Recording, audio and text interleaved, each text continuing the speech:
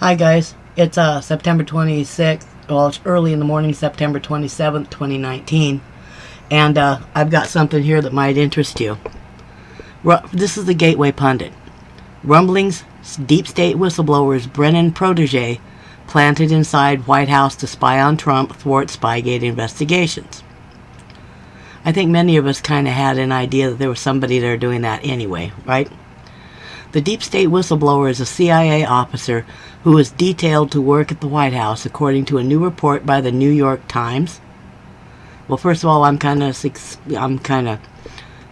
skeptical about anything comes out of the mainstream media, but let's give it a go.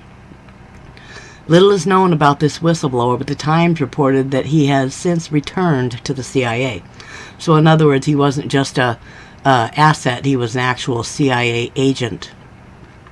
Like clockwork, within minutes of the New York Times releasing its report on the CIA whistleblower, former CIA Chief John Brennan praised the whistleblower and demanded lawmakers work against President Trump. Here you can see a screenshot of his tweet. You can pause it if you want to. Rumors are swirling that the deep state whistleblower is a John Brennan protege who was planted inside the White House to spy on President Trump and thwart the Spygate investigation. We all know that they do not want this Spygate thing investigated because it's going to bring down the Obama administration, probably the Clintons, half the DNC, etc., etc. Now, Paul Sperry says, rumors swirling the anti-Trump whistleblower was one of Brennan's old CIA humps, detailed over to, which means planted inside, the White House to spy on Trump and help thwart the investigation of Spygate, which also involves Obama, Department of State, FBI, CIA, and skullduggery in Ukraine. Here's Paul Sperry's tweet if you want to read it in full. Former CIA Chief John Brennan was the architect of Spygate and unleashed the might of the CIA and other intel agencies to target Donald Trump in order to remove him from office. And we all know that John Brennan is doing this in conjunction with Barack Obama and Hillary Clinton. The transcript of the July 31st phone call between President Trump and Ukrainian President Volodymyr Zelensky was declassified, and the full unredacted 5-page transcript was released Wednesday morning. A lot of people have had a chance to see it. If not, if you go to the Gateway Pundit, and this link right here will take you to it. The transcript destroyed the Democrat deep state media narrative that Trump threatened Zelensky or engaged in quid pro quo to get him to agree to investigate Joe Biden's son Hunter for his involvement with Burisma Holdings, a Ukrainian national gas company. Now, it might be interesting to note that they started that Ukraine was trying to investigate that several years ago.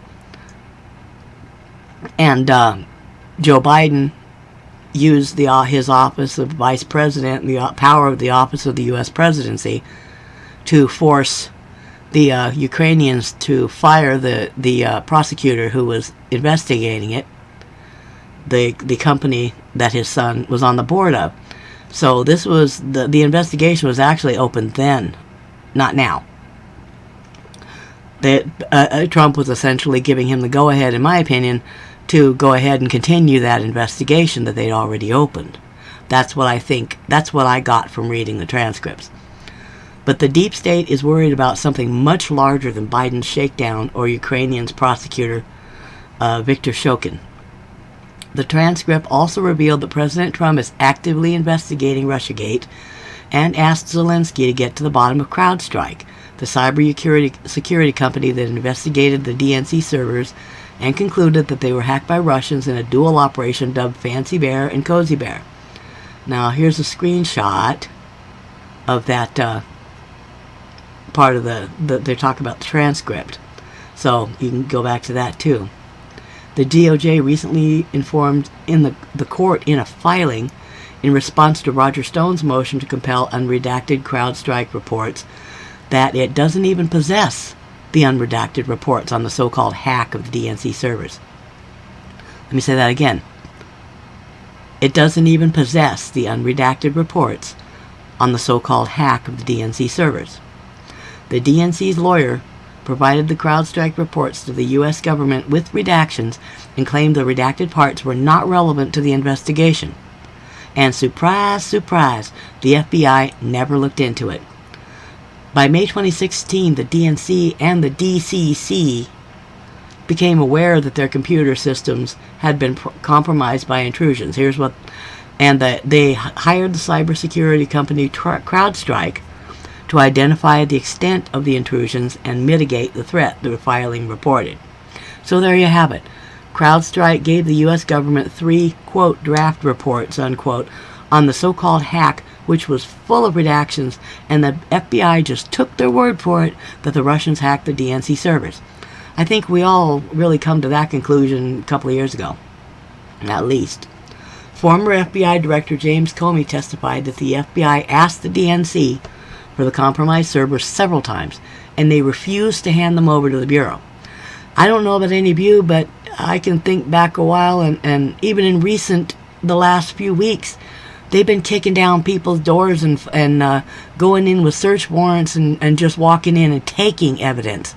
So I'm trying to figure out why the DNC was immune from them just going in and getting the evidence like they do everywhere else in America. There's only one word for that. Somebody high up in the chain of command. How high, I guess, is up to us to think on and believe for ourselves. It says here, instead of taking the servers, Comey and the DNC agreed that CrowdStrike would investigate the so-called hack, and they ultimately churned out 3 draft reports. It appears Biden is just a collateral damage in the latest deep state hit by the CIA whistleblower, in quotes, because the real fear is Trump obtaining concrete evidence that the Russians never hacked the DNC servers. This would ultimately take down the entire deep state: Obama, Hillary, Comey, Brennan, Mueller, and the Russian hoax. Not to mention, it actually might get justice for Seth Rich and Julian Assange. And if that list ever came to fruition, I'd be happy with the outcome of that. So there you have it. They're saying that John Brennan put a plant inside the White House.